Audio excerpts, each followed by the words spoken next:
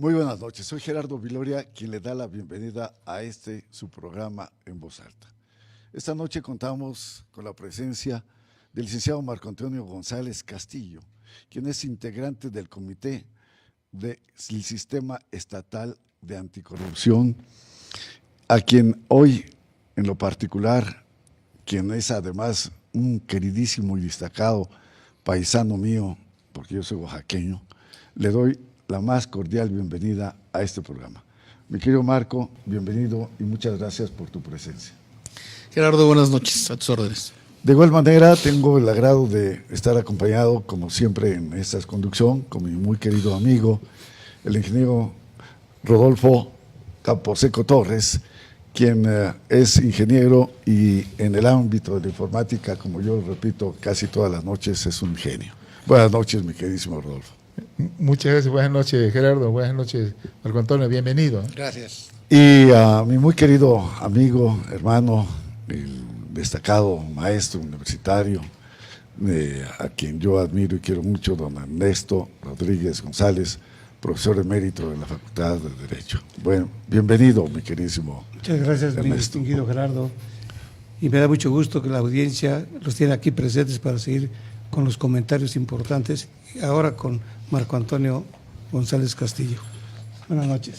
Quiero referirle a nuestra teleaudiencia un poco quién es Marco Antonio González Castillo, porque su currículum es amplísimo y no nos llevaría a todo el programa simplemente conocer su currículum.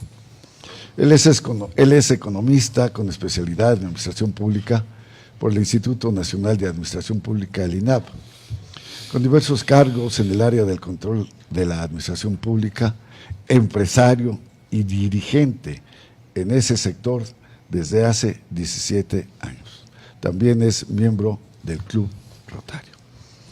Quiero referir que hoy Marco Antonio ha dejado el ámbito empresarial fundamentalmente para integrar a este Comité Ciudadano Anticorrupción, que está integrado por 5 miembros, y quisiera que nos hablase un poco sobre cuáles son las funciones de este comité y cómo está integrado. Por favor, Marco. Muchas gracias a los tres por recibirme esta noche. Sí, comentarles que el comité está integrado por 5 ciudadanos y que tiene la función el comité de presidir el sistema estatal anticorrupción. El sistema lo integran 6 instancias de gobierno y es presidido por la 7ª, que es este comité ciudadano.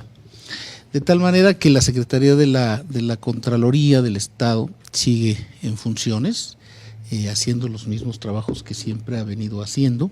Lo mismo el órgano superior de fiscalización, el Tribunal Administrativo, también está ahí, el fiscal anticorrupción también está ahí, un representante de la Judicatura del Estado y el Instituto de Transparencia. Esas 6 sillas componen, junto con la presidencia de los ciudadanos, el Comité Anticorrupción. Eso es. Quiero referir a nuestra teleaudiencia que, curiosamente, este comité, que está integrado por 5 miembros, tan solo 2 han presentado su declaración 3 de 3. Ella es la exconsejera del Instituto Electoral del Estado de México, Palmira Tapia, y hoy el exdirigente empresarial Marco Antonio González Castillo. Marco Antonio, sin duda alguna, tú desde la trinchera que tenías durante muchos años como dirigente, te referiste insistentemente en el ámbito de la lucha contra la corrupción. Una lucha que desafortunadamente en nuestro país parece que se ha ido al vacío. Algo que es también en nuestro país lamentable, el que tanto la inseguridad como la corrupción en la impunidad son lo que más duele y lastima al mexicano. Hoy que estás en esta tarea, ¿qué se puede hacer y qué no podrás hacer? Muchas gracias. No, sin antes aclarar que de los que se dijo en una nota que no se había presentado su declaración de 3 de 3, es una inconsistencia porque sí estaba presentada, no estaba publicada, pero eso ya tiene que ver con los que la recibieron y ya se pusieron en contacto y creo que el asunto está salvado en ese sentido. Eso es.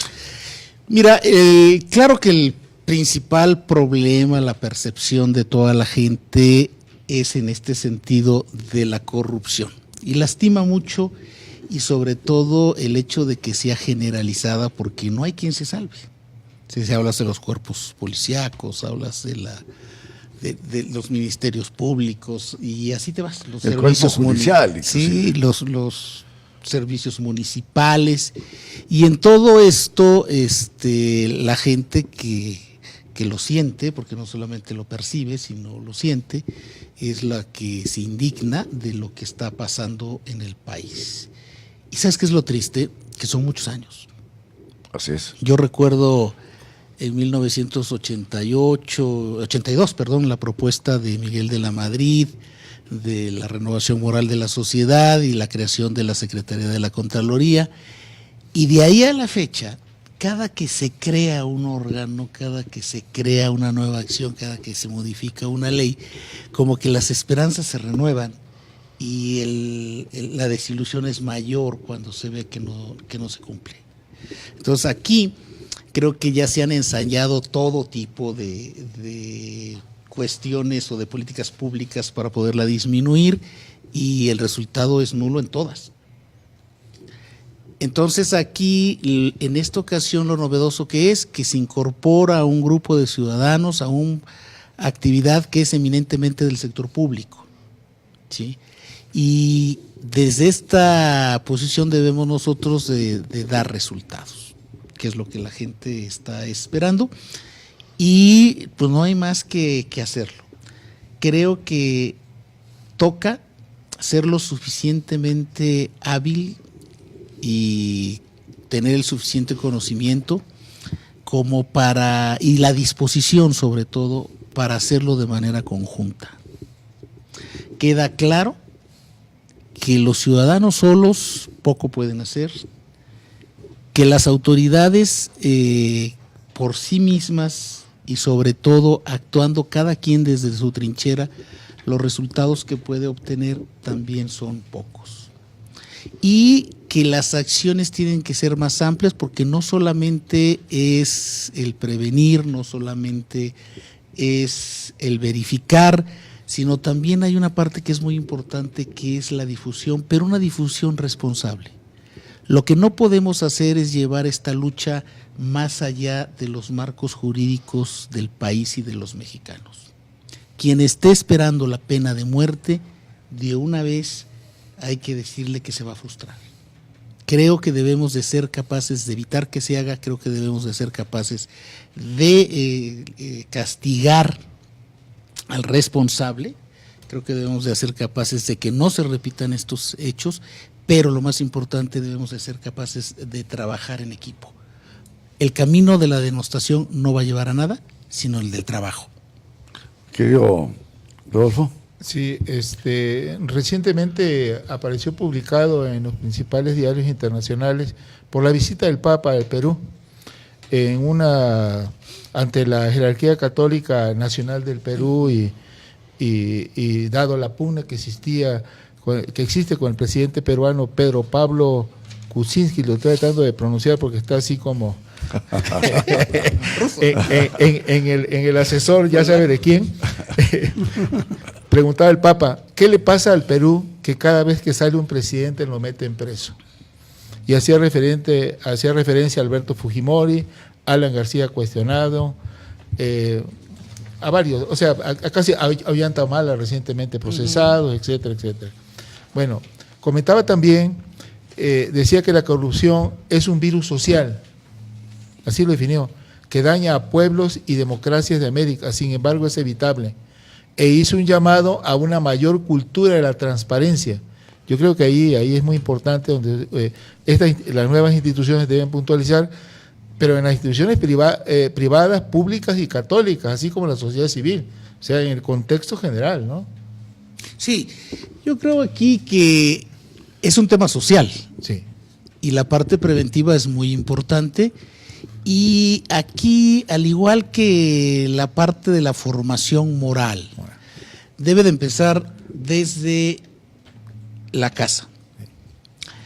Nosotros en este país, a partir de el periodo del presidente Juárez, en la época de la Reforma, que separa la iglesia de la educación, nadie pensó cómo llenar el hueco de la moral y la ética.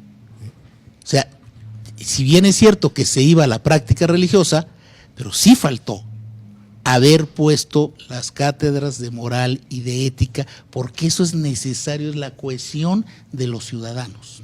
Y desde esa época, este país, en aras de una educación laica, no tiene esa parte. Entonces aquí yo creo que hay que empezar desde ahí, hay que comenzar a meter los contenidos que permitan tener ciudadanos con una calidad moral más alta. Eso lleva mucho tiempo, pero hay que iniciarlo porque también son mucho tiempo que no lo tenemos. Ya hay, revisen la formación en Europa, Alemania y demás, y esto es parte de las universidades. El Papa anterior, su doctorado y antes de meterse a ser cura, que fue en ética, lo saca de las universidades públicas. Entonces aquí creo que sí hace falta que la educación vaya incorporando este tipo de contenidos.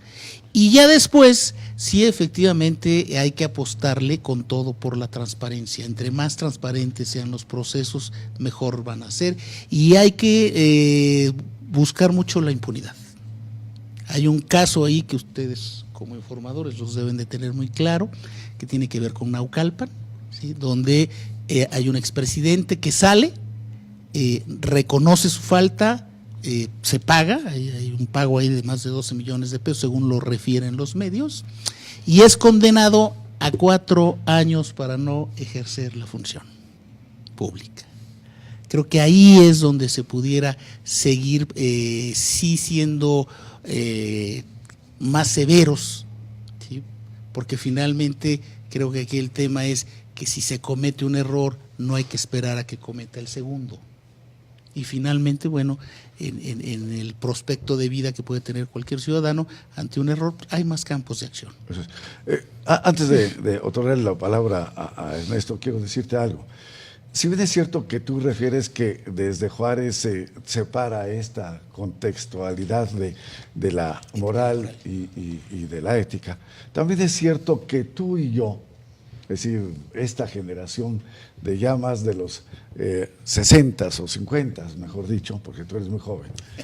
Es decir, nosotros recibíamos una educación basada en el respeto, basada fundamentalmente en que se tenía que tener civilidad, que se tenía que, obviamente, fundamentalmente, no teníamos la palabra en ese momento de corrupción, pero sí el no hacer lo que no era debido.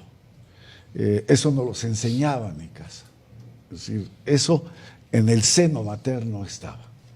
Hoy, desafortunadamente, en razón también de que la mujer tiene que salir a laborar, que ya no hay este cuidado de la mujer en el hogar, bajo ese contexto también se ha venido diluyendo el concepto del deber, de lo que no se debe no hacer, en fin.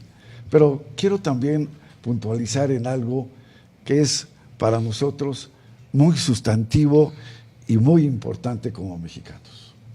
Y tú y yo provenimos de una entidad donde esto se hace día con día, los usos y costumbres. En nuestros pueblos indígenas no existe el concepto de la corrupción, porque tenemos fundamentalmente, quienes juzgan ahí, es el Consejo de Ancianos. Imagínate que algún miembro de la comunidad intente corromper a un miembro de lo que es justamente el Consejo de Ancianos. No, nunca. No está en su mente el concepto de corrupción. No sé qué opines de esto, mi querido Ernesto, y finalmente vamos contigo. Sí, lo que nos ha dicho Marco Antonio es muy importante.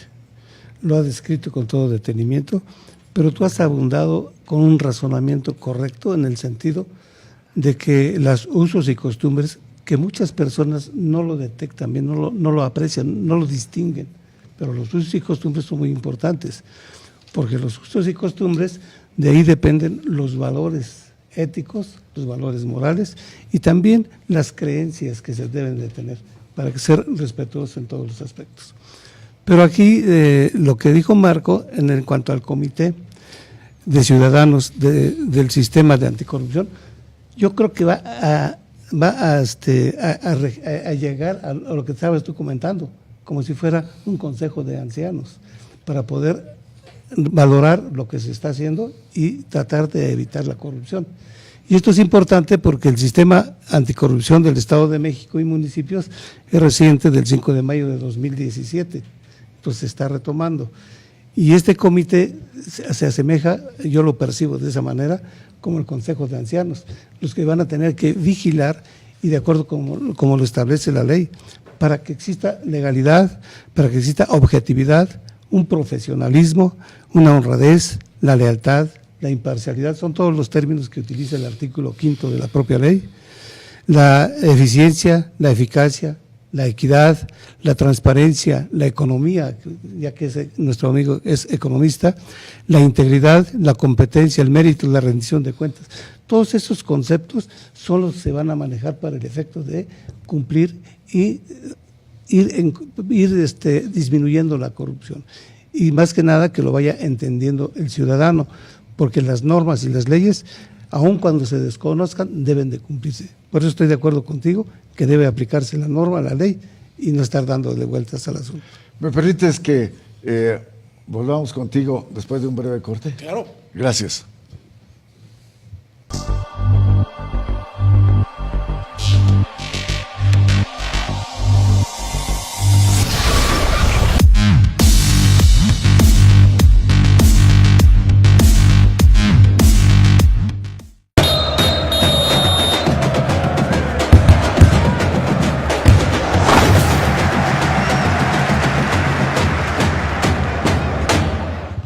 Esta noche estamos de plácemes charlando con alguien que conoce mucho de corrupción y que ha sido un luchador intenso desde que él estaba en el ámbito fundamentalmente del sector privado. Hoy es miembro del Comité de Anticorrupción del Estado de México. Me refiero a mi muy querido amigo y paisano Marco Antonio González Castillo, a quien le refería. ¿Qué opina de este concepto de nuestros indígenas en la ausencia de la idea de la corrupción? Fíjate que lo comparto porque finalmente el concepto de estas sociedades que empezaron su relación, por definirla y muy clara, con la naturaleza. Por ahí hay un jefe indígena de Norteamérica que cuando llegan los ingleses y le hacen la propuesta para comprarle los terrenos, que dice, bueno, ¿y cómo puedo vender esto si no es mío? Claro. Y hace la referencia a las montañas y a las nubes y a los ríos y al agua. Y desde ahí viene, y es precisamente, son conceptos muy antiguos que finalmente hacen que la relación entre los seres humanos sea mucho más cordial y que todos tengan la misma responsabilidad y que todos coadyuven en el beneficio. Pero por otra parte tenemos, a partir de los 50 para acá, con la aparición de y sobre todo la difusión de lo que fue la televisión y las series y las novelas, en donde un narcotraficante pues se lleva no sé cuántos capítulos y capítulos de una serie, en donde quien es truculento y triunfa es alabado, etcétera, etcétera. Y ahí esta formación que te dan en la casa tiene que luchar mucho contra lo que el medio ambiente genera. Sin duda. Entonces ese sería la contraparte. Creo que el trabajo va a ser muy difícil, pero hay que hacerlo. De nuestra parte corresponde, ¿sí?, junto con las autoridades, avanzar en la parte preventiva, ¿sí? Y aquí está la generación que plantea la ley de un sistema, una plataforma nacional que permita que toda la información se genere. Yo te comentaré ahorita que si intentas entrar para ver cuántas auditorías se hicieron el año pasado de todos los órganos de control del Estado, no lo vas a encontrar. Como tampoco vas a encontrar cuántas observaciones, como tampoco vas a encontrar cuántas salvedades, y así te vas a ir viendo que es una información que, no digo que no exista, seguramente Sí, está, sin duda. pero tiene que No se difunde. y ser pública, ¿no? O sea, Claro. que cualquiera que tenga esa inquietud de ver dónde la busco lo encuentre. Y ahí pasamos por el principio de transparencia. Son cosas que la plataforma permite y que nosotros tenemos que estar trabajando con las autoridades estatales. Yo sí noto un gran compromiso del gobernador, que lo hizo en campaña, por avanzar en el tema de anticorrupción. Noto disposición por las autoridades que nombró en estas 6 sillas que hablábamos para hacerla, y veo un gran reto en los municipios, porque los municipios van a pasar en este año, prácticamente se van a ir a la campaña, los que se van a reelegir, etcétera. El año electoral y el último año del trienio para muchos de ellos, seguramente que va a ser difícil, pero se abrirá 2019 con la posibilidad de cuál va a ser el compromiso de los municipios. Hay muchas fallas ahí. Tienes ya por ley desde un trabajo de hace años, porque además déjame decirte que en el tema del Estado de México tiene muchos avances, no estamos comparándonos con muchas otras entidades federativas, tenemos avances, hay cosas que hacer, pero hay que retomarlas y que se cumplan. Una de ellas es los perfiles de los funcionarios públicos. El Estado de México pide el perfil y pide la certificación en puestos claves como la tesorería, la contraloría, desarrollo urbano, desarrollo económico. Y hay actualmente presidentes municipales que no cumplieron con ello, que tuvieron funcionarios que no cumplían con el perfil. La ley existe, pero no se aplicó. Entonces ahí es donde hay que insistir como ciudadanos, como este comité de ciudadanos, por empezar a que se cumpla lo que ya está. Claro. ¿Sí? Finalmente hay muchas disposiciones en materia de la apertura rápida de comercios y demás, pero a la hora no es así. O sea, tú escuchas el pronunciamiento de un presidente municipal que te dice, en media hora te doy una licencia, y lo intentas y no es cierto. Máximo, tú tienes esa experiencia porque Mucha. has sido el presidente de la Canaco. Lejana y en carne propia. Eso es. Yo creo que aquí lo importante son las políticas públicas, ¿no? Y eso está en la ley. Para el Estado y para los Pero que se municipios. cumpla. Que se cumpla Eso con es lo las políticas importante, ¿no? públicas. Y más que nada, que sepan qué cosas tienen que hacer como políticas públicas, los municipios principalmente. ¿Qué opinas, mi querido Rodolfo? Espero y deseo que se aplique la ley, porque se queda ahí como una llamada a misa en un pueblo de ateos, ¿no? Recientemente acaban de, en teoría, yo no he visto los listados todavía publicados en los partidos. Hay un... ¿Al partidos? Perdón. Bueno, se dice, sin que hablemos de... Organizaciones político. casi familiares, ¿no? Exactamente, sí. Hubo una sanción que aplicó la Suprema Corte en aquellos presidentes municipales que no habían cumplido con el laudo laboral, y dio la instrucción que se llevara a cabo el proceso penal, porque para ellos le corresponde 10 años. Inclusive hay una expresidenta municipal sustituta de un año que ignoró eso y se fue por la libre. Y no te preocupes, no pasa nada. Lo que debemos proponer aquí en este comité de participación, que esa expresión de que no pasa nada, sí pase. Tal vez veo muy distante que llegamos al caso del Perú, que ya diera la impresión que es como venganza política, ¿no? Pero si se aplica aquí, excelente, lo que se vaya avanzando. Y yo sí le apuesto a la transparencia, que los ciudadanos podamos consultar a través de Internet qué está sucediendo, como en Estados Unidos.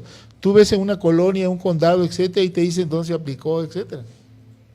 ¿Sí? bueno, es mi mejor deseo y Marco Antonio, cuentas conmigo en lo que les pueda apoyar, con mucho gusto lo hago. Adelante. Miren, la función más importante que tiene este comité es ser el vínculo entre la sociedad civil organizada y el gobierno. Y en ese sí les vamos a pedir a todos los que nos escuchan, a todos los que nos ven, que nos tomen como ese referente en donde se puede platicar, en donde se puede recibir sus quejas, se pueden recibir sus sugerencias y buscar el camino por donde se puede hacer. Esta es nuestra principal función, ser el enlace entre sociedad civil y en el gobierno. Y ahí sí estamos a sus órdenes. Creo que los caminos son todos. Ya los medios de comunicación, las redes sociales, la entrevista directa, yo creo que si logramos mantener esta comunicación, nos será más fácil cumplir con la encomienda para la cual nos nombraron. Sí, lo único que observo yo aquí es que las redes sociales es una denuncia pública la que se puede hacer, pero que sea seria, porque en la mayoría de los casos mandan información equivocada o nada más de mofa o de diversión, pero deben ser la denuncia pública en redes sociales, las serias en cuanto se refiere a la corrupción. Yo creo que así sí va a dar resultado. Claro, aquí yo creo que lo importante es establecer la comunicación. Yo creo que la parte estridente de los temas no nos van a llevar a nada, ¿sí? En la medida en que establezcamos comunicación, en la medida que asesoremos para que las denuncias lleven el soporte necesario, estén bien estructuradas, todos, en esa medida vamos a avanzar. Pero ya el hecho de que salga un meme que diga, eso no ayuda. Eso va a seguir, pero finalmente no es parte del trabajo del comité. Hay algo muy importante que sin duda el comité debería de hacer, no sé si lo tengan previsto o no, que es lo que tú refieres. Muy bien, hemos recibido tantas denuncias, o sea, que informen mes tras mes o en fin, la periodicidad es lo menos, que informe hoy a través de las plataformas digitales o en fin, como decían, pero que informen, que digan, recibimos tantas denuncias, van en este proceso, se ha tenido éxito, no lo hemos obtenido. ¿Por qué? Porque si no también finalmente este comité se quedará encapsulado en esa falta de transparencia y volveríamos a un vicio que precisamente es esta oportunidad de transparentar lo que se hace, ¿no? Tú no sé si lo tengan previsto o no lo tengan previsto, si lo puedas llevar como una propuesta, en fin, no lo sé. Sí, Gerardo, es una obligación de ley. Lo tenemos que hacer, lo estamos haciendo. Si ustedes se meten ya a nuestra página, van a ver lo que estamos haciendo. Y hasta ahorita han llegado 3 o 4 denuncias, están, pero el tema es generar por ley el sistema estatal de quejas y denuncias, porque finalmente pues va a ser un mundo, digo, en un estado de 17 millones de habitantes, pues necesitamos una suficiente plataforma que permita procesar, no sé cuántas vayan a ser, pero seguramente serán cientos o miles, y que se pueda operar como tal, y que esa plataforma efectivamente, todo el trabajo de la nueva ley tiene como referente la transparencia. Es decir, aquí nosotros tenemos un programa precisamente de denuncia y ha sido extremadamente exitoso. Yo creo que te pasaremos algunas de las mismas para que vayas tú viendo cuáles son las que no son estridentes, las que sí pueden llevar esa continuidad para resolver estos casos fundamentalmente de la corrupción, ¿no? ¿Qué sería para ti corrupción? Mira, tiene amplísimos significados, pero finalmente es el no cumplir con el respeto a la ley, a lo establecido y abusar de la situación en la que te encuentras. Hay esa situación de abuso que es lo que lastima. Ese es el tema. Excelente. Y te lo preguntaba porque para nuestro teleauditorio, nosotros aquí, te decía, recibimos una serie de denuncias en donde se ve cómo desde el municipio no se está abusando de X oportunidad de no hacer o de hacer las cosas mal hechas o de emplear el recurso que se tenía destinado para determinada actividad pública, no se ha empleado, en fin, y esto nos lo remiten día tras día. Y si tú no los permites, le diremos a nuestros compañeros que están precisamente en esta área que te alimenten o que te hagan llegar esta información y ustedes ya la visualizarán con mayor detenimiento. ¿Te parece? Sí, yo creo que los principios rectores que están en la ley, en lo que se está comentando, sería la legalidad, por un lado. En segundo lugar, podría ser la transparencia, la economía en cuanto a las partidas presupuestales que deben de aplicarse para lo que están destinadas y finalmente la rendición de cuentas. Hay más elementos, ya los mencioné, pero yo creo que estos son muy importantes para que se lleve a cabo ir en contra de la corrupción. Sin duda. ¿Quieres decir algo? Sí, en relación al que comentaba Marco Antonio, del sistema estatal de queja y denuncia, ¿quién lo va a operar? ¿Va a depender del Comité de Participación Ciudadana? ¿Ustedes lo van a...? De la Secretaría Técnica del sistema. Muchas personas no confían porque, he escuchado comentarios, ¿no? Porque es una imposición del nivel central del gobierno, ellos lo administran, ¿cómo van a ser juez y parte? Yo en lo personal opinaría que fuera el Comité de Participación Ciudadana quien lo tuviera, obviamente con recursos, ¿no? Así es, el comité, te explico, el comité somos 5 personas, Sí, 5 ciudadanos, nosotros, sí. y quien hace la parte operativa es una secretaría técnica. ¿Del comité? Del comité Ok. y del sistema. Es la secretaría técnica donde están las 6 sillas que hablábamos y el comité ciudadano. Entonces, ese es el órgano operativo, ¿sí? Y ahí es donde se lleva la parte del análisis jurídico, se lleva la parte de los sistemas, se lleva la parte de las investigaciones. ¿Sí? Es un organismo público descentralizado de reciente creación. Excelente. Es ¿El como está. comité es organismo descentralizado? La Secretaría Técnica. La Secretaría Técnica. Es el organismo. Nosotros como comité somos 5 ciudadanos Correcto. que formamos parte del órgano de gobierno de esa Secretaría Técnica. Y esta Secretaría Técnica, ¿quién nombra precisamente a sus integrantes? Nosotros como el Comité Ciudadano hicimos una selección de 12 propuestas que tuvimos, elegimos una terna, la terna se pasó a estas 6 sillas y ahí fue donde entre los 7, incluyendo al presidente Martínez Vilchis de nuestro Comité Ciudadano, lo eligieron. Es una dama. ¿Se puede saber su nombre? Lo puedes saber, nada más que confías demasiado en mi memoria. Es Josefina. Sí. Dice ahorita su apellido. Eso es, bueno, lo podemos consultar en la página, en el sitio web, ¿no? Eso es. ¿Algo que quieran agregar? Pues nada más desearles éxito a este comité, éxito en cuanto a lo que se han planteado y la visión que tienen para realizar un trabajo muy fuerte, muy difícil para terminar con la corrupción. La corrupción y la impunidad. Y la impunidad, desde luego. Por eso hablaba de legalidad. Muy bien. Siguiendo con la legalidad, si se detecta algún ilícito cometido por alguna persona, que se siga un juicio en contra de él. Mi querido Rodolfo. ¿Cuándo esperan tener instrumentado este sistema? ¿Cuál? El sistema estatal de queja y denuncia. Mira, nombramos a la secretaria técnica la semana pasada, el viernes, la semana antepasada. Tiene 8 días en funciones. Hay que hacer todo, hay que desalquilar oficinas, contratar gente, etcétera, y luego ya a partir del diseño del sistema y luego ya instrumentarlo. Así nos va a llevar meses. ¿Estaría este año? Pues si tú que eres el técnico en informática, no te lo imaginas, yo como economista, no sé, sé que es grande, pero no sé.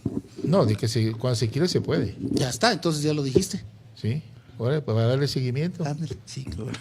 ¿Algo que quisieras tú agregar a nuestro teleauditorio en este programa? Sí, mira, que me da mucho gusto que personas como ustedes entiendan la dimensión del problema, porque algunos quisieran resultados todavía más rápidos. Entonces, Entonces aquí hay que hacer las cosas seriamente y esto quiere decir bien hechas. Y si nos va a llevar tiempo, lo importante es lo que sigue. Porque tratar de empezar con acciones mediáticas, no nos va a llevar a nada. El problema es complejo. Quien conozca el Círculo del Naranjo de Carlos Fuentes se darán cuenta desde cuándo traemos este problema. Muy bien. Pues les agradezco a mis muy queridos amigos que me acompañan en esta conducción, a Ernesto Rodríguez, a Rodolfo Camposeco y obviamente a nuestro invitado de lujo, Marco Antonio González Castillo. Muchas gracias, Marco Antonio, por haber estado esta noche con nosotros. Gracias a ustedes por la invitación. Y una vez más, su amigo Gerardo Viloria les agradece a ustedes, nuestro muy querido teleauditorio, el haber acompañadonos en este su programa En Voz Alta. Muchísimas gracias y muy buenas noches. Buenas noches.